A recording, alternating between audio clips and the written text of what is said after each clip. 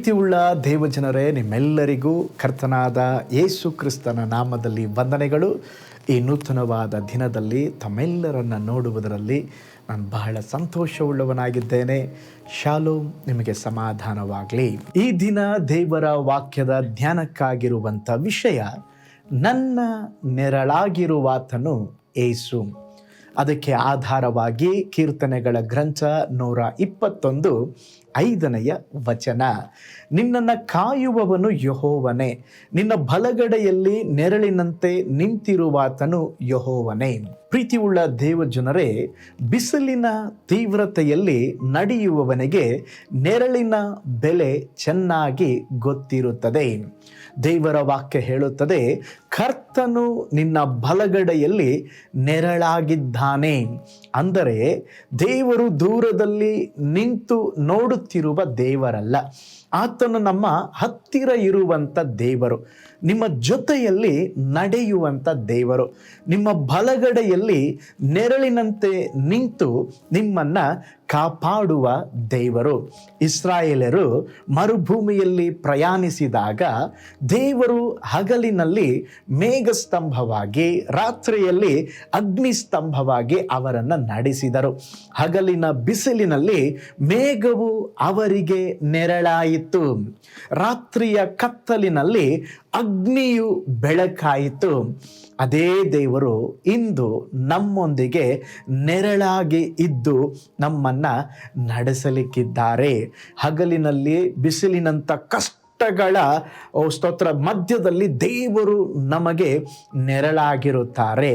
ರಾತ್ರಿಯ ಕತ್ತಲಿನಂಥ ಗೊಂದಲದಲ್ಲಿ ದೇವರು ನಮಗೆ ಬೆಳಕಾಗಿರುತ್ತಾರೆ. ನೀವು ಯಾವ ದಿಕ್ಕಿಗೆ ಹೋಗಬೇಕೆಂದು ತಿಳಿಯದೇ ಇರುವಾಗ ದೇವರು ನಮ್ಮ ಮಾರ್ಗದರ್ಶಿಯಾಗಿದ್ದಾರೆ. ಒಂದು ನಡೆದ ಸಂಭವವನ್ನು ನಿಮ್ಮೊಂದಿಗೆ ಹಂಚಿಕೊಳ್ಳುತ್ತೇನೆ. ಅಮೆರಿಕದ ಒಬ್ಬ ಶ್ರೀಮಂತನು ಅವರ ದೇಶದಲ್ಲಿ ಯುದ್ಧ ಮತ್ತು ಅಣುಬಾಂಬಿನ ಭಯದಿಂದ ಒಂದು ಭೂಮಿಯ ಕೆಳಗೆ ಬಹಳ ಕೋಟಿ ಕೋಟಿ ಖರ್ಚು ಮಾಡಿ ಒಂದು ಸುರಕ್ಷಿತ ಮನೆಯನ್ನು ಕಟ್ಟಿಸಿದನು. ವಿಜ್ಞಾನಿಗಳು, ತಂತ್ರಜ್ಞಾನದ ಅನೇಕ ಜನರು ಸಹಕರಿಸಿ ಬಲವಾದ ಲೋಹಗಳಿಂದ ಅದನ್ನು ನಿರ್ಮಿಸಿದರು. ಯಾವ ಅಪಾಯವೂ ಅದನ್ನು ಅಲುಗಾಡಿಸಲಾರದು ಎಂಬುದಾಗಿ ಅವರು ಬಹಳ ಹೆಮ್ಮೆಯಿಂದ ಅದನ್ನು ಹೇಳುತ್ತಿದ್ದರು.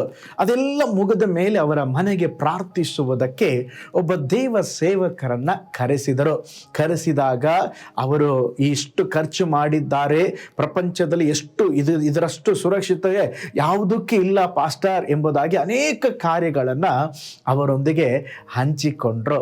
ಆದರೆ ಆ ಪಾಸ್ಟರ್ ಅವರು ಹಾಗೆ ಮಾತಾಡುವಾಗ ಸೇವಕರು ಹೇಳಿದ್ರು, ಇಷ್ಟು ಖರ್ಚು ಮಾಡಿ ನೀವು ಈ ಒಂದು ಅಪಾಯವಿಲ್ಲದ ಸ್ಥಳವನ್ನು ನೀವು ಕಟ್ಟಿದ್ದೀರಾ, ಆದರೆ ನಾನು ಸಹ ನೀವು ಲೋಹದಿಂದ ಕಟ್ಟಿದ್ದೀರಾ, ನಾನು ಲೋಹದಿಂದ ಅಲ್ಲ, ಒಂದು ರೆಕ್ಕೆಗಳ ಮರೆ ಇರುವಂಥ ಒಂದು ಕಟ್ಟಡವನ್ನು ಕಟ್ಟಿದ್ದೇನೆ, ಅದಕ್ಕೆ ಏನು ಖರ್ಚಾಗಿಲ್ಲ, ನಿಮಗಿಂತಲೂ ಅದು ಬಹಳ ಬಲು ಸುರಕ್ಷಿತ ಎಂಬುದಾಗಿ ಹೇಳಿದರು. ಅವರಿಗೆ ಆಶ್ಚರ್ಯವಾಯಿತು. ಆಗ ಸೇವಕರು ಕೀರ್ತನೆ 91:4 ವಚನವನ್ನು ತೋರಿಸಿ ವಾಕ್ಯ ಓದಿದರು. ಆತನು ನಿನ್ನನ್ನು ತನ್ನ ರೆಕ್ಕೆಗಳಿಂದ ಒದಗಿಸುವನು, ಆತನ ಪಕ್ಕಗಳ ಮರೆಯನ್ನು ಆಶ್ರಯಿಸಿಕೊಳ್ಳುವಿ.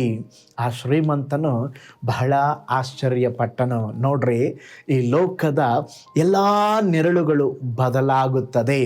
ಹಣದ ನೆರಳು ಬದಲಾಗುತ್ತದೆ, ಮನುಷ್ಯರ ನೆರಳು ಬದಲಾಗುತ್ತದೆ, ಸ್ಥಾನ ಮಾನ ಆರೋಗ್ಯದ ಸ್ಥಿತಿ ಎಲ್ಲವೂ ಬದಲಾಗಬಹುದು.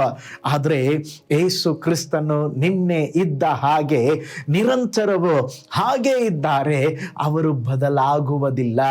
ಈ ಭೂಲೋಕ ಜೀವನದ ಒಂದು ನೆರಳಿನಂತೆ ಬೇಗ ಸಾಗುತ್ತಿದೆ, ಆದರೆ ಬದಲಾಗುವ ನೆರಳುಗಳ ಅದರ ಹಿಂದೆ ಓಡಬೇಡಿ, ಸ್ಥಿರವಾದ ನೆರಳಾಗಿರುವ ಕ್ರಿಸ್ತನನ್ನು ಹಿಡಿದುಕೊಳ್ಳಿರಿ. ಹಣದಿಂದ ಕಟ್ಟಿದ ಗೋಡೆಗಳು ಅರಮನೆ ಇದ್ದರೂ ಅದು ಒಂದು ಮಟ್ಟದವರೆಗೆ ಮಾತ್ರ ನಮ್ಮನ್ನು ರಕ್ಷಿಸಬಹುದು. ಮನುಷ್ಯರು ನಿರ್ಮಿಸಿದ ಸುರಕ್ಷತೆ ಒಂದು ಕಾಲದವರೆಗೂ ಮಾತ್ರ ಸಹಾಯ ಮಾಡಬಹುದು. ಆದರೆ ನಮ್ಮ ಆತ್ಮವನ್ನು, ಮನಸ್ಸನ್ನು, ಜೀವನವನ್ನು ಸಂಪೂರ್ಣವಾಗಿ ಕಾಪಾಡ ಬಲ್ಲವರು ದೇವರು ಮಾತ್ರ. ಈ ಲೋಕದಲ್ಲಿ ಎಷ್ಟೇ ಬಲವಾದ ಗೋಡೆಗಳನ್ನು ಕಟ್ಟಿಕೊಂಡ್ರೂ ಭಯ ಒಳಗೆ ಬರಬಹುದು.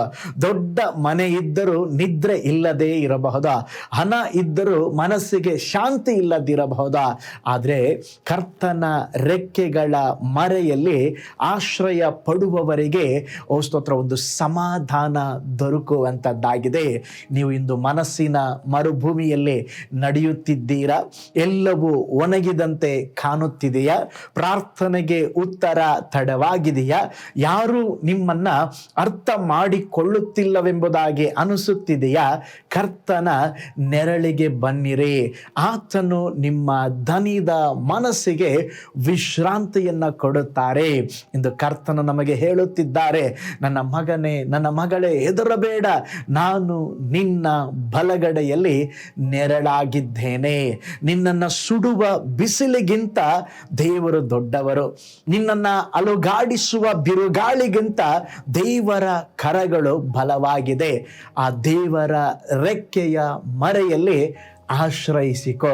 ಕರ್ತನು ನನ್ನ ಬಲಗಡೆಯಲ್ಲಿ ನೆರಳಾಗಿದ್ದಾರೆ. ನಾನು ಒಂಟಿಯಲ್ಲ, ನಾನು ದೇವರ ರೆಕ್ಕೆಗಳ ಮರೆಯಲ್ಲಿ ನನಗೆ ಆಶ್ರಯವಿದೆ. ಬಿಸಿಲು ನನ್ನನ್ನು ಸುಡಲಾರದು, ಬಿರುಗಾಳಿ ನನ್ನನ್ನು ನಾಶ ಮಾಡಲಾರದು. ನನ್ನ ಬಂಡೆಯಾದ ಯೇಸು ಕ್ರಿಸ್ತನು ಇಂದಿಗೂ ಎಂದಿಗೂ ಯಾವಾಗಲೂ ಅವರು ನನ್ನನ್ನು ಕಾಪಾಡುತ್ತಾರೆ. ದೇವರೇ ನಮಗೆ ಬಲಗಡೆಯಲ್ಲಿ ನೆರಳಾಗಿದ್ದಾರೆ. ಹಾಗಾದರೆ ಆ ಒಂದು ನಿರೀಕ್ಷೆಯಿಂದ ನಾವು ಕಣ್ಗಳನ್ನು ಮುಚ್ಚಿ ನಾವು ದೇವರ ಬಳಿಯಲ್ಲಿ ನಾವು ಪ್ರಾರ್ಥನೆ ಮಾಡೋಣ. Thank you Jesus. ಪರಲೋಕದಲ್ಲಿ ವಾಸ ಮಾಡುವ ನಮ್ಮ ತಂದೆಯಾದ ದೇವರೇ, ಅಪ್ಪ, ನಮ್ಮ ಬಲಗಡೆಯಲ್ಲಿ ನೆರಳಿನಂತೆ ನೀವು ನಿಂತಿದ್ದೀರಾ. ದೇವರೇ, ನೀವು ಯಾವಾಗಲೂ ನಮ್ಮನ್ನು ನೀವು ಕಾಪಾಡುವ ದೇವರು ಸ್ವಾಮಿ. ನಿಮ್ಮ ರೆಕ್ಕೆಯ ಮರೆಯಲ್ಲಿ, ನಿಮ್ಮ ಹಸ್ತದ ಕೆಳಗೆ ನಮಗೆ ಸುರಕ್ಷತೆ ಇದೆ ಸ್ವಾಮಿ. ಆದ್ದರಿಂದ ಸ್ವಾಮಿ, ನಮ್ಮ ಜೀವಿತವನ್ನು ನಿನ್ನ ಕರಗಳಲ್ಲಿ ಒಪ್ಪಿಸಿಕೊಡುತ್ತೇವೆ. ನೀವೇ ಆಳ್ವಿಕೆ ಮಾಡ್ರಿ. ನಮ್ಮ ಜೀವಿತದಲ್ಲಿ ನಿನ್ನ ನಾಮ ಮಾತ್ರ ಮಹಿಮೆ ಉಂಟಾಗಲಿ. ಈ ದಿನ ನಮ್ಮ ಸಂಗಡ ನೀವು ಮಾತನಾಡಿದ್ದಕ್ಕಾಗಿ ಸ್ತೋತ್ರ. ಯಾರಿಗಾದರೂ ದೇವರೇ ಪ್ರಾರ್ಥನಾ ಮನವಿಗಳು, ವಿಷಯಗಳು ಇರೋದಾದರೆ ಒಬ್ಬೊಬ್ಬರ ಜೀವಿತದಲ್ಲಿ ಅದ್ಭುತವನ್ನು ಮಾಡ್ರಿ. ನಮ್ಮ ಪ್ರಾರ್ಥನೆ ಕೇಳಿದ ಪ್ರೀತಿಗಾಗಿ ಸ್ತೋತ್ರ, ಯೇಸುವಿನ ಹೆಸರಿನಲ್ಲಿ ತಂದೆಯೇ, ಆಮೇನ್. Price lord. ಹಾಗಾದರೆ ದೇವರು ನಮ್ಮ ಬಲಗಡೆಯಲ್ಲಿ ನೆರಳಿನಂತೆ ನಿಂತಿದ್ದಾರೆ. ಅವರ ಅನುದಿನವೂ ನಮ್ಮನ್ನು ನಡೆಸುತ್ತಾರೆ, ಕಾಪಾಡುತ್ತಾರೆ. ದೇವರನ್ನ ಗಟ್ಟಿಯಾಗಿ ಹಿಡಿದುಕೊಂಡು ಮುಂದೆ ನುಗ್ಗ್ರಿ.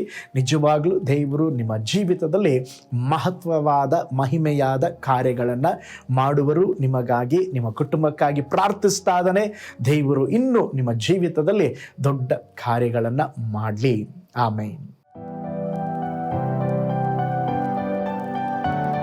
ಕರ್ತನಲ್ಲಿ ಪ್ರಿಯರೇ, ಈ ಸಂದೇಶ ಮತ್ತು ಪ್ರಾರ್ಥನೆ ನಿಮಗೆ ಆಶೀರ್ವಾದಕರವಾಗಿದ್ದರೆ, ದೇವರು ನಿಮ್ಮನ್ನು ಪ್ರೇರೇಪಿಸಿದರೆ, ನಂಬಿಕೆಯಿಂದ ಸಾಗುವ ಈ ಸೇವೆಗೆ ನಿಮ್ಮ ಅಮೂಲ್ಯವಾದ ಕಾಣಿಕೆಯನ್ನು ಬಿತ್ತಿರಿ.